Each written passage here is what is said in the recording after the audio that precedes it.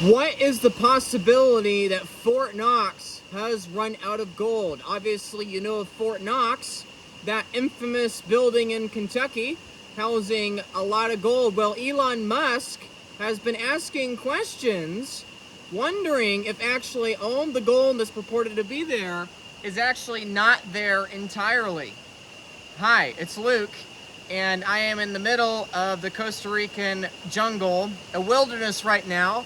Sorry I'm talking so loud, but in case you couldn't tell, the cicadas are very loud here. Everything has a trade-off. The scenery is beautiful, but the cicadas and wildlife are very loud. So I wasn't going to make a video today, but this is pretty big news, I think. This rumoring, this mumbling of what if Fort Knox actually doesn't have the money there that it's reported to be. This is a big breaking story today, right? Elon Musk, one of the most famous people in the entire world, is now kind of openly questioning what if the gold the United States has actually isn't there, right? This has been all over Twitter today. It's been all over the mainstream media.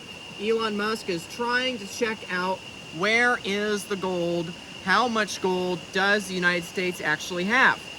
So in this video, we're going to break down what would actually happen if the United States doesn't have that gold.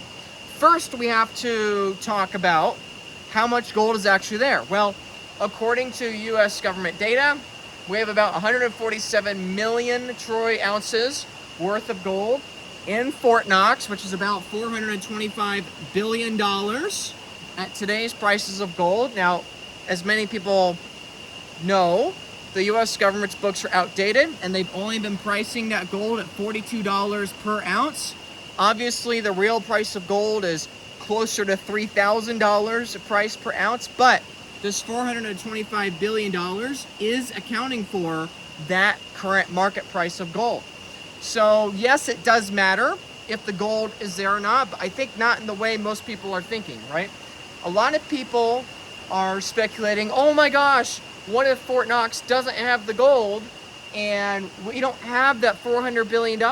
That seems like a really big deal, right? And I know to people like you and me, $400 billion might seem like a lot of money, but to the people in charge of the US government, $400 billion just is not as much money as one might expect. The current national debt of the United States is $35.5 trillion. The current unfunded liabilities for the United States are over $200 trillion. To put that in context, we are adding $1/3 trillion every single month to the national debt.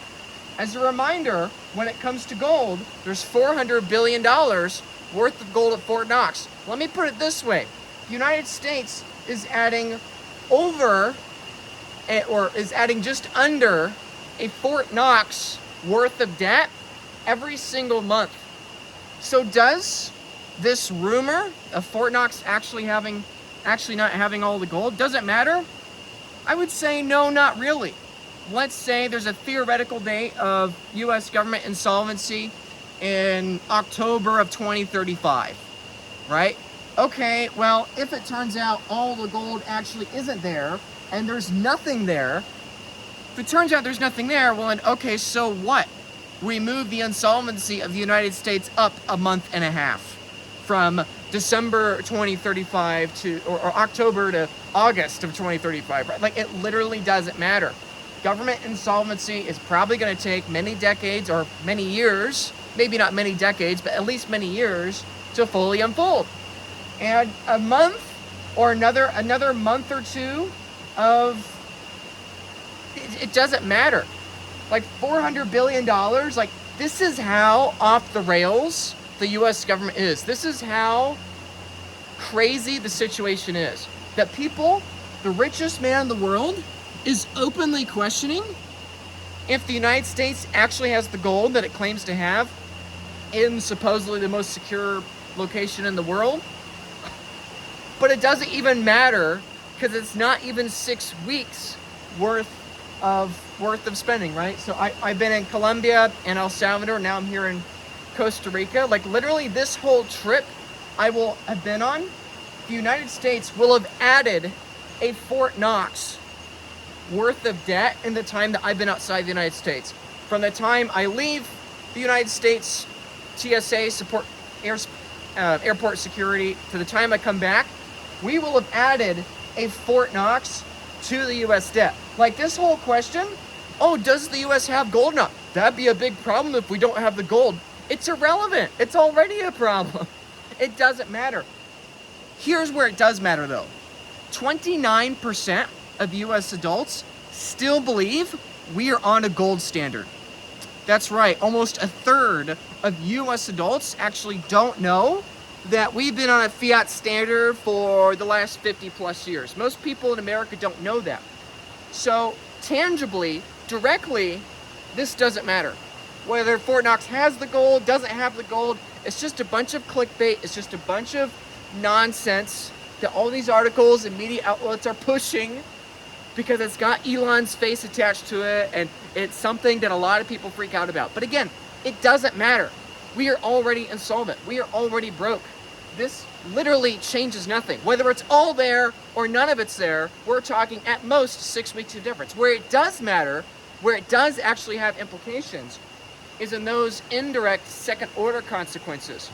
I don't think $400 billion matters on the grand scheme of things when we're talking about tens of trillions of dollars. I don't think $400 billion matter.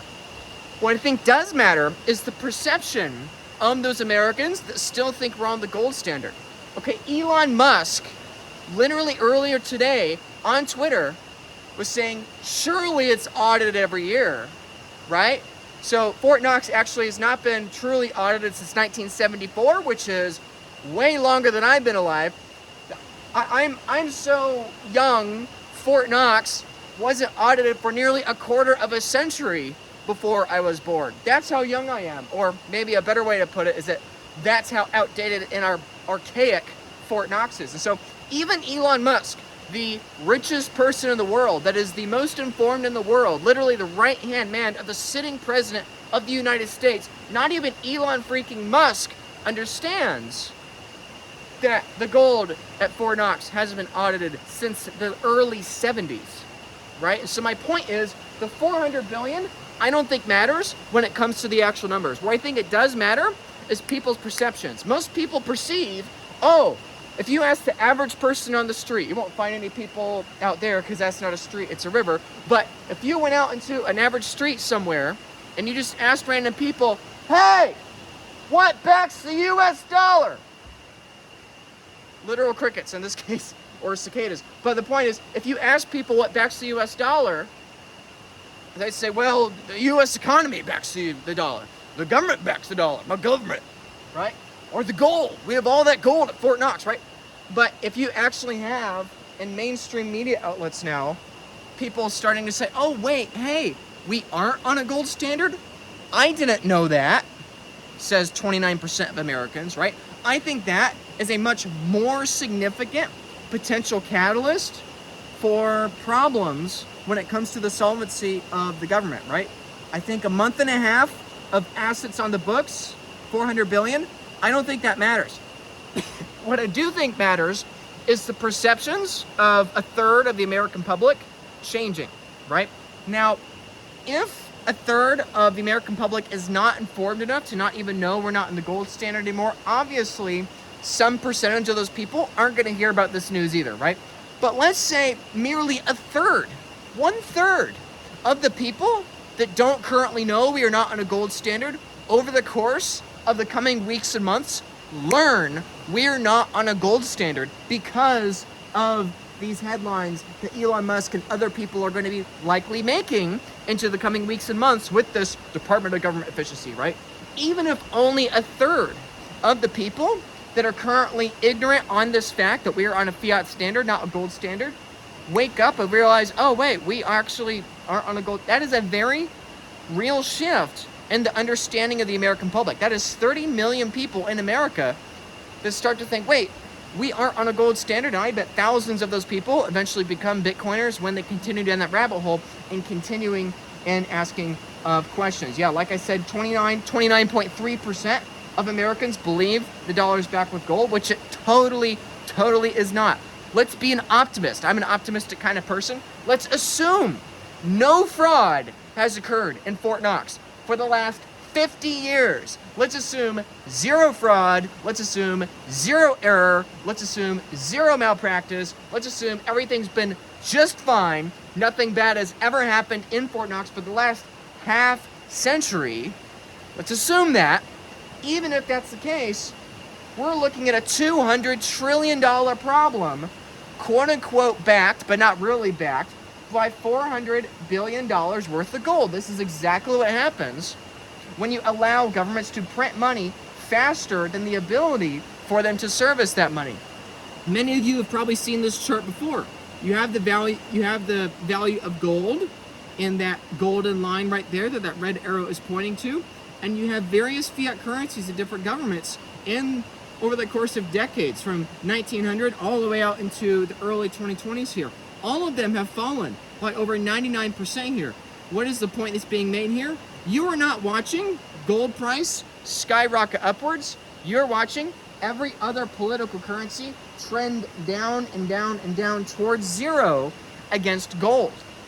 The same principle is true when it comes to Bitcoin. Now, if you show this chart to most people, most of them aren't going to get it. But if we continue to have these narratives in the coming years of people starting to question, is the gold actually there? Is the gold actually valuable? Is the gold actually worth what they say it is? You're going to have some percentage of those people start to think of it in this way. Wait a second. Housing is not going up. Energy is not going up. Food is not going up. The purchasing power of my currency is going down, which for someone like you or me, that's like, well, obviously, Luke, everybody knows that. I'm telling you, most people don't actually know that. Most people aren't thinking this way. Most people are thinking it's those greedy companies, it's those greedy politicians, it's those greedy free market capitalists, it's those greedy Bitcoiners that keep forcing the price up. Oh my gosh, when will they ever stop? We must elect more people into power to make these things more. We have to pass more regulations on housing and food and energy, whatever. We have to elect people into power that will help us survive for the coming election cycle, the coming month, the coming week, because we can't make it. Most people are being so starved by the fiat system and by the short-term incentives of political currency, they are not even thinking this way.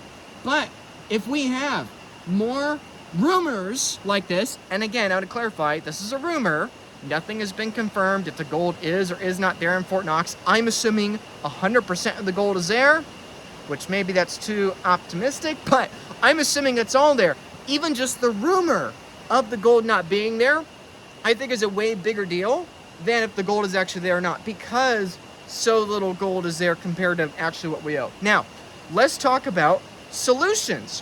What are the ways in which the government could counteract this and actually have something be on their side? The best way to counteract this is to change the narrative and make the gold more valuable. See, if you make the gold more valuable, if you raise this orange line up, then you can justify further devaluing your purchasing power, right?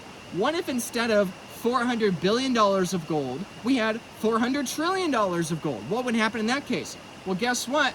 We would have the justification to print a heck of a lot more money. The fastest way for any government to continue printing money is to force the prices of things up. This is exactly why the US government has an incentive to force the price of housing up. Every politician that says, we want cheap housing and we want to make housing affordable again and blah, blah, blah, blah, it doesn't matter.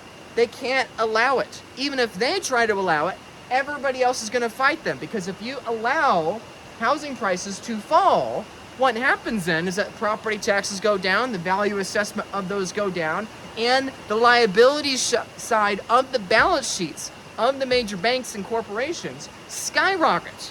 What you want to do, if you're a corporation that is heavily levered, or if you're a country that's heavily levered, what you want to do is to explode the asset side of your balance sheet to therefore shrink the liability side of your balance sheet. Let's go through some math here. Let's take off all the zeros at the end of all these numbers here, because billion, million, trillion, it all just is so maddening and sickening, right? So let's take off, a dozen zeros or whatever, right?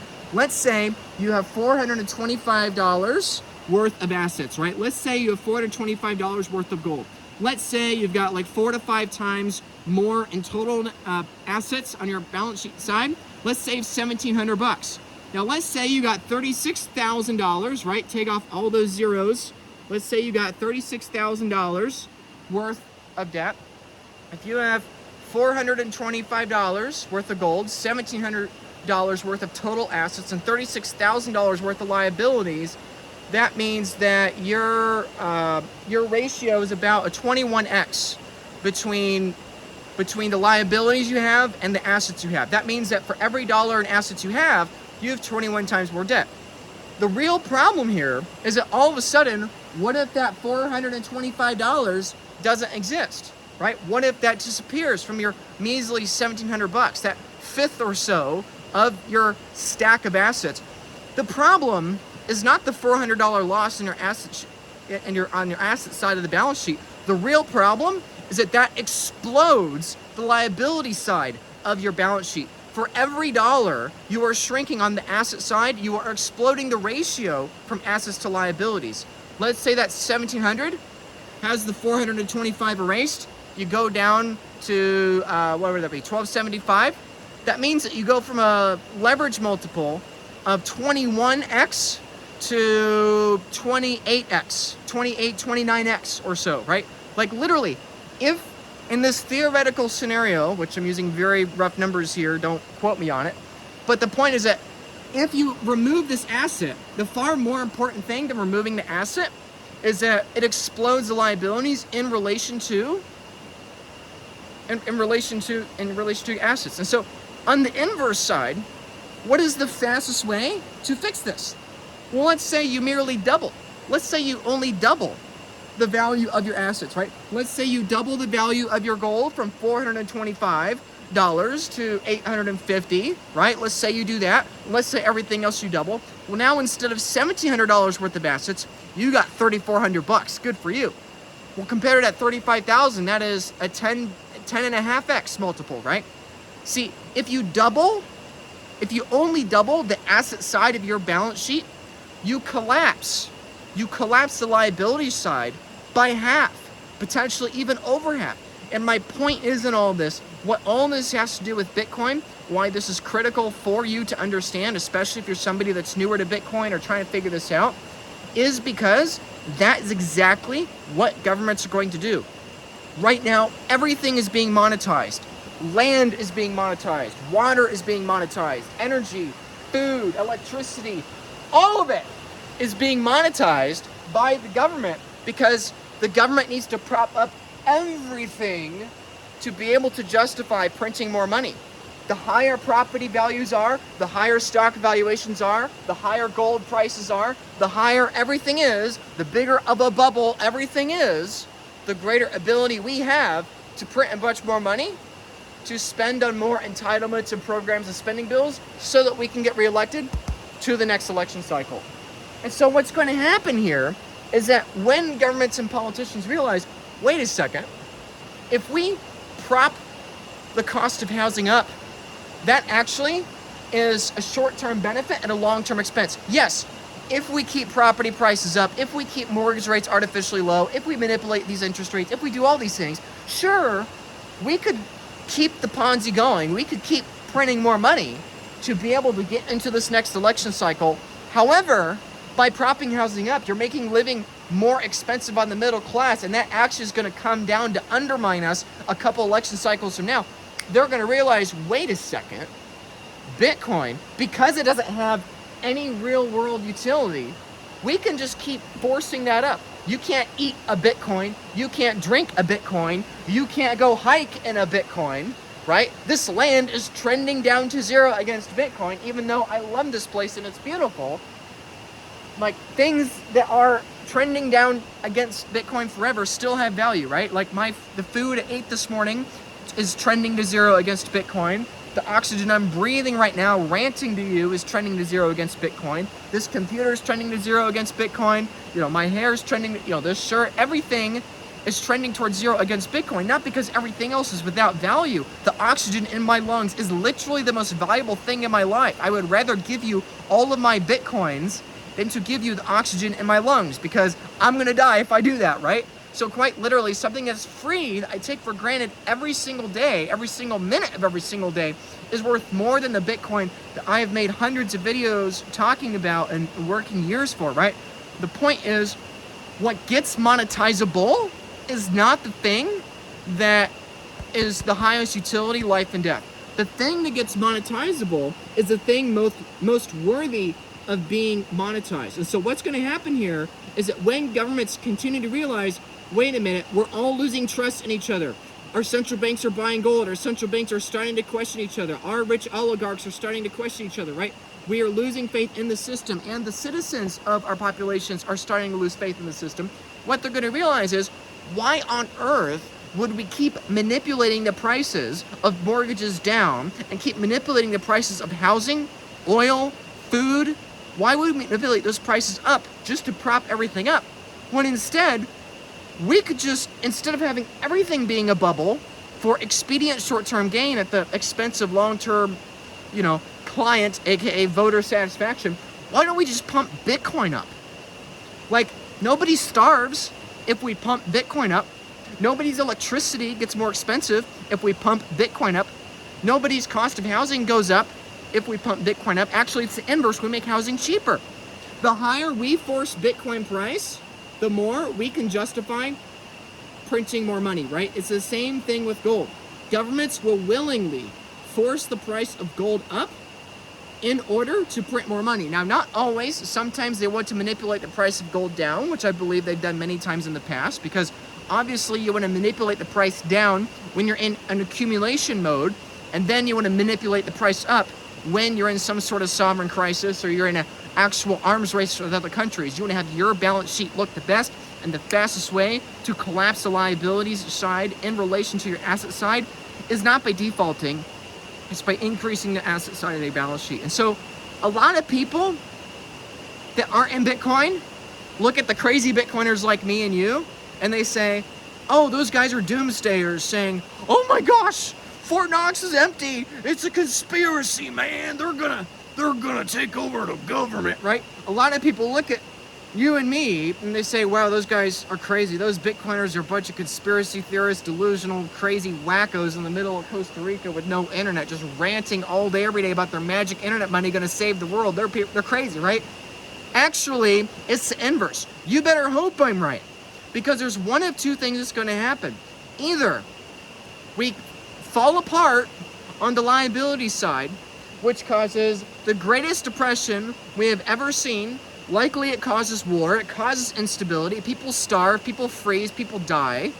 Or the governments go this way. We have a system out of balance here, right? Just like this ecosystem here, right? We have an economic ecosystem that is out of balance. It has been increasingly out of balance over the last 80 years since the Bretton Woods Agreement in 1944. It's continuing to get more and more out of balance, and it needs an escape valve. And there's only two escape valves. One escape valve is that the liabilities side collapses. We have hyperinflation. Nobody has any faith anymore in the ability of the governments of the world, not just the United States, but all the governments of the world, to be able to repay their debts. And so the asset values collapse as people start exiting, all that, and the liabilities explode in relation to the assets. And then it's all over and we have some sort of war. The only other scenario is exactly what I'm describing. Bitcoin is an optimistic scenario. When people hear me say, oh, you're saying the cost of housing is going to collapse. Yeah, and that's a good thing. That's a good thing in terms of Bitcoin, right? You don't want it to collapse in terms of dollars, because that would mean a complete collapse of the entire economic system, and likely it means war. But you do want it to collapse in terms of actual money, like Bitcoin. And so that is what I think we are going to see in the future. We are going to see, in the same way all political currencies trend towards zero against gold, we are going to see the value of everything else trend down to the right forever in terms of Bitcoin. We're going to see everything trend towards zero against Bitcoin. As people, institutions, and governments, most importantly governments, realize, why would we have an everything bubble of everything else, of a diversified portfolio of inferior, less monetizable assets, when we can just pump Bitcoin to the moon, right? Yeah, maybe if you print $100 trillion, you can squeeze real estate valuations up maybe another 2x, maybe. But with Bitcoin, shoot, you could do $10 quadrillion. You can force it up 1,000-fold, and then you can still force it up another 10-fold from there, right? You can justify so much more printing with Bitcoin than you ever could with any other asset. And I'm not saying this as somebody that's a fan of central bank printing. I'm just saying it as a reality. If you are a Bitcoiner, you have to accept the reality. Ironically, what you are doing is you are making the central banks stronger. I know that's controversial to say. I know a lot of people in Bitcoin don't like hearing that, but it's the truth, and so it's what needs to be said. Your actions in Bitcoin, despite despising the central banks, your actions in Bitcoin are strengthening the central banks. They don't know it yet, but you're actually strengthening them because you are giving them more leg room to extend the fiat Ponzi. Without Bitcoin, this whole charade would be over much, much sooner. In the same way that you are helping the Fiat CEO that was and is Michael Saylor have an extended runway for his Fiat Corporation MicroStrategy, you are doing the exact same thing with the central bank.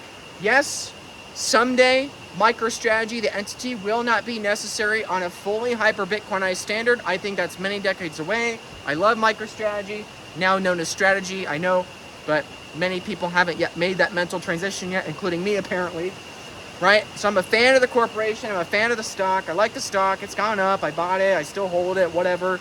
But there will be a day it's not necessary anymore, right? Same thing with central banks. Someday in the future, central banks won't be around. But the very survival of Bitcoin and gifting to central banks an asset that is more monetizable for their purposes of creating more bonds and creating more paper, creating more political currency units that can dump in the market, you, my fellow Bitcoiner, are helping the Federal Reserve more than anybody else on the planet right now, despite you disliking them the most. It's so ironic when you actually understand it that way, but you are giving them a better tool. You are giving them a better bubble than the real estate bubble, right? Ben Bernanke admitted this, right? Ben Bernanke, the Fed chair in the early 2000s, he explicitly described how they wanted to create a housing bubble for the sake of, printing of money and bonds, right? Well, guess what? You're giving the future Ben Bernanke, the Fed chair after Powell, maybe even the Fed chair after the Fed chair after Powell, you're giving some future chairman of the Federal Reserve a tool that's going to give him the ability to print way more money than you and I have ever seen in our lives. And that's maybe where I want to more or less end up this point of the video. You are so early to Bitcoin. You are so early to Bitcoin that a third of the American adults still think we're on a gold standard. They haven't even begun to understand that we're not backed by gold anymore. They haven't even caught up in the last 50 years. Many of those 29% have been alive shorter than that 50-year period, right? Like, most people don't even know the current status of what backs the money. And they don't even know that even if the gold did back the dollar, it's underfunded by like 100 to 1. So not only are 30% of Americans the richest country in the world, which one would assume would have the most financially savvy people in the world, right? Like, if 29% of Americans think that the US dollar is backed by gold, what percentage of the rest of the world that is less literate, is less educated, that has less money, what percentage of them still think that the dollar is backed by gold? And I'm not saying they're dumb, right? I'm not saying Americans are smarter. The point is, you would think citizens of the country in question here, with 10 times more money on average for an average net worth, let's say, you think they would know. My guess is that people outside the United States, it's probably closer to 40 or 50% of the rest of the world outside of the US thinks that the US is on a gold standard, and that's why the dollar's better, right? My point is, you're so early to Bitcoin, people don't even know what they don't know. Now, wrapping up here, there's something I want to share with you. If you are in the Midwest, especially if you're in Michigan, there's Bitcoin events that you should really consider attending to make it known to your lawmakers, to make it known to your local communities that this is what needs to be done. We have a short window of time where you can actually, in a helpful manner, help your friends and loved ones start buying Bitcoin before the governments start forcing the price up. This is one of those events It's called the Crypto Special. Yes, I know it's not a Bitcoin only title, but we're trying to attract as many people as possible. I will be speaking there, as well as Shane Trejo, who is part of Trump's Bitcoin strategy, and then the state representative Steve Carra, who is a pro-Bitcoin legislator in the state of Michigan. Highly encourage you to check it out. It is Thursday in February the 27th at 7 p.m. Here's the address. The event is free. I'm making no money off of this event. There's no tickets to the event. If you are in Michigan, especially if you are near this area in Michigan, highly encourage you to come out to the athletic club. You can hear me speak, meet a bunch of other people in Bitcoin that are going to be there. Another event, if you're somebody that wants to get a little more physical and active, there is another event a couple days later. If you are in Michigan or anywhere in the Midwest, highly encourage you to check out. This is going to be one of the best Bitcoin meetups for the first half of the year. It's called Bitcoin and Bullets. It is Saturday, March 1st at 11 a.m. You can freeze the screen here and, take a picture of all the information there, right? Feel free to reach out. You can give me a text if you want to buy tickets to that event, or you can find the information and the link in the description below. But if you want to hang out with people in Bitcoin late February, early March, and you're in Michigan, highly encourage you to check out one of those two events. They're going to be a blast, no pun intended with the gun. But anyway, that more or less concludes my video here. But the place I really want to end on is encouraging you to take action. Most people in the normal world don't know what they don't know. 29% of people in the rest of the world don't even know that Fort Knox doesn't even back our dollar, even if, and assuming the gold was there, which it may not be because it hasn't been audited in 50 years, but assuming it has been there, a third of the world, a third of America still doesn't even know that, right? My encouragement for you, my fellow Bitcoiners, is that a lot of you are probably going to lose a significant amount of your Bitcoin. For every 1,000 of you watching this video, I bet there's at least a couple hundred of you that lose well over half of your Bitcoin in the coming years. You want to get in Bitcoin because you want to get rich. You want to undermine the banking system. You want to get rid of the central bank, blah, blah, blah. But you have to think critically. Guess what? You're in Bitcoin for the right reasons. You want to undermine the central bank? Well, guess what? You're actually going to be helping the central bank and extending its lifespan by giving it a better gold than gold, right? But here's the other thing. Not only that, you are going to become the new target. You are the new central bank. You and your family and your children are the new Fort Knox. Maybe you think, oh, it doesn't matter to me. Guess what? Maybe you only have 1/100,000th of the money in question.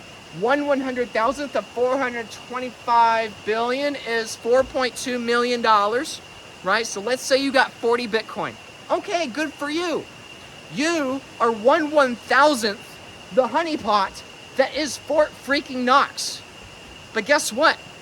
You're a million times easier to steal from than Fort Knox. Have you seen the pictures of Fort Knox's security?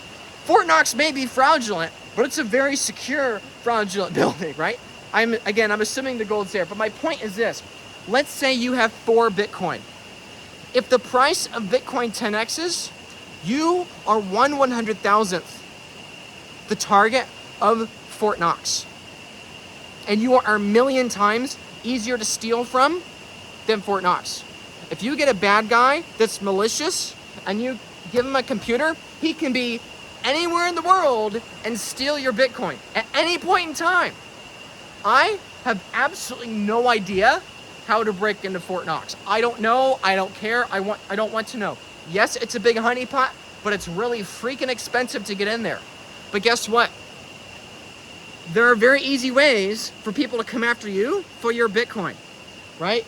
If somebody comes after you with a lawsuit, if somebody comes after you with, trying to steal your Bitcoins, if somebody tries to steal your seed phrase, if somebody tries to break into your house and steal your they don't need to know. All they need is a gun. All they need is a gun and the will to try to take your Bitcoin.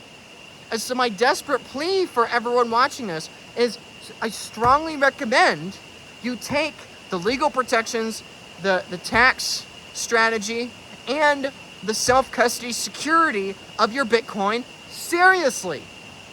because I genuinely believe there are hundreds of people that follow me that are going to lose everything, right? Maybe there's a 1 in 10,000 chance the network goes to zero, but guess what? There's probably a 1 in 100 chance you're gonna have all your Bitcoin stolen from you. Maybe there's a 1 in 100 chance you die. Maybe there's a 1 in 500 chance you get sued and somebody goes after all your Bitcoin because they make something up, right? Maybe there's a 1 in 50 chance that somebody steals your Bitcoin, right? Okay, so you can say, well, 85% of the time, I'm gonna be just fine. Okay, well, fine, sure, but I wouldn't go driving if I thought there was a 15% chance. It's like, you have to take these things seriously. You may be a smaller target than Fort Knox, but you are so much easier to target than Fort Knox. And I'm telling you, you watch these videos because you want to hear the Bitcoin number go up stuff. Great, well, that's what most of this video is about. But this is what you need to know. If you have 4 Bitcoin, all Bitcoin needs to do is go up by a factor of 10, then you're 1/100,000th the target of Fort Knox, and you're a million times easier to steal from than Fort Knox. What do you think all the bad guys are going to do? All those scam callers in India or Pakistan or Mexico or Oklahoma or wherever the heck they are, all those scam callers that are going after people with various credit card scams or banking scams or whatever, all of those scammers are going to be unleashed upon you. Like, do you understand that we have less in common with the near future than the ancient past? For every story you've ever heard of somebody having their Bitcoin stolen from them, that's going to be magnified by a factor of 50 in the coming years, because we're going to have an increase of 20 to 30x of the scammers out there. Like, do you understand? If you have your Bitcoin on freaking Coinbase or Binance, and some kid that isn't trying to make a video begging with you to take self-custody, if they're malicious and they have a laptop, they can be anywhere in the world and figure out how to take your Bitcoin. All they need is an incentive enough. They need a honeypot large enough and a way to target that honeypot easy enough, and they're going to come after you. Like, would you leave Fort Knox unguarded? That's what you're doing if you're not taking this stuff seriously. So book a call with me in the link in the description below. Text me my phone number, this very phone I'm holding actually. That phone number is in the link in the information in the description below. Text me, book a call, let's have a chat. Like, do it or not, I really don't care. Because whether you reach out to me or not, hundreds of people watching my videos are gonna lose everything in the next couple years. And I've had to make peace with that personally. I don't accept any responsibility for that because it's not my fault. If you lose all your money, it's your fault. Because I have told you again and again and again to take this stuff seriously. And I still have these calls with people. I still have them. Someone reaches out to me and they say, Luke, I saw your videos and I thought I'd reach out to you because I heard you talking about this all the time. Well, yeah, well, guess what? This just happened. What do I do now? And I got to be the guy to tell them, hey, sorry, it's too late. Wish you all the best. If you ever buy any significant amount of Bitcoin again, reach out. I'm happy to help you, right? So my encouragement is, let's have the conversation before something bad happens, because the odds are not in your favor, right? You're going to have a 100x increase in purchasing power. All the central banks are going to be coming after your Bitcoin. All the billionaires are going to be coming after your Bitcoin. All the crazy kids in the middle of Latin America are going to be coming after your Bitcoin, right? Everybody's going to be coming after your Bitcoin. So, to wrap up the video, does Fort Knox have the gold or not? I don't know. I assume they do. They probably do. But they may not, because it's not been audited in 50 years. But more importantly is the indirect social ramifications of this being in the public discourse now. That's the bigger deal. And the biggest deal of all is understanding, why do we hold gold in the first place? It is so that we can justify expanding the liabilities side of our balance sheet, which that right there, what I just said, is the most bullish thing you could possibly say for the nominal price of Bitcoin skyrocketing to the moon. All the governments are going to print so much freaking money for Bitcoin. We are adding $1/3 of $1 trillion every single month to our balance sheet. 10 years, 20 years from now, Governments will be adding trillions every single month to our balance sheet, and probably hundreds of billions of dollars of that will be flowing straight into Bitcoin. Imagine having the Central Bank of the United States buying $100 billion worth of Bitcoin a month, a fourth of Fort Knox in today's nominal terms, a month, every month, nonstop. Why? Because if we keep doing that, we can justify printing another trillion here, 5 trillion there, 10 trillion there, right? It's never going to end. The number price for Bitcoin is just going to keep going up. And so congratulations, my friend. You are the new Fort Knox. Act like it. Take it seriously. Lock down your Bitcoin. Don't leave your Fort Knox unguarded. Because if you're naive and you think, oh, I'm a smaller target than Fort Knox, you are being naive. It is a lot easier to steal $100 million worth of Bitcoin than $10 million worth of gold. So, for the sake of your kids, for the sake of your family, take that seriously. Because without being disrespectful, I meet a lot of people, and I don't think they've actually thought through the responsibility. They're putting their kids at the front gate of a future Fort Knox 20 years from now, and they haven't even given it any thought of what kind of harm's way is gonna be aimed at their kids if they don't actually secure it. There is a reason my face and my name is out there on the internet. It's because I'm comfortable, and I know any malicious bad actor that looks into my Fort Knox is gonna realize they can't take it, even if they tried. Reduce the incentive of theft. That is the best antidote you have into theft itself. The best security for the gold in Fort Knox is make Fort Knox so impenetrable, nobody even tries. And for the sake of your kids, you gotta do the same thing. Average does not cut it. Average is attracting invaders. You have to be above average to be able to have the peace of mind to sleep at night. So, this video did not end where I thought it would, but it's what you need to hear. Everybody wants to hear, does Fort Knox have the gold or not? I've got no freaking idea, but I don't think it matters, and I think you have far more important things to worry about. Most importantly is that you are the new Fort Knox. Congratulations. So, without further ado, I'm gonna go eat lunch because it is hot and humid here in Costa Rica. I appreciate all of you for watching this video and for liking and commenting and subscribing. Would really appreciate that. And this is one of my favorite things here in the forest. We're gonna look at the node runners of the jungle here. We have all these little ants that are doing their proof of work all day, every day, non-stop.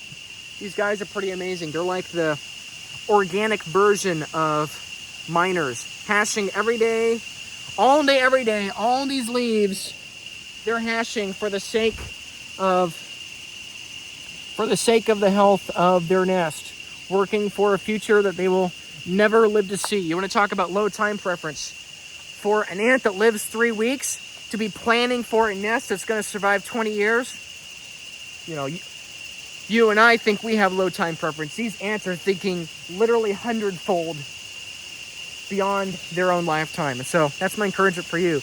Be like the ants. Have a longer time horizon. Think for the longer term. Get outside. Go touch grass. Touch nature. And yeah, that's all I have to say. Treat your Bitcoin stack as if you are your own Fort Knox, because I'm telling you, you really are.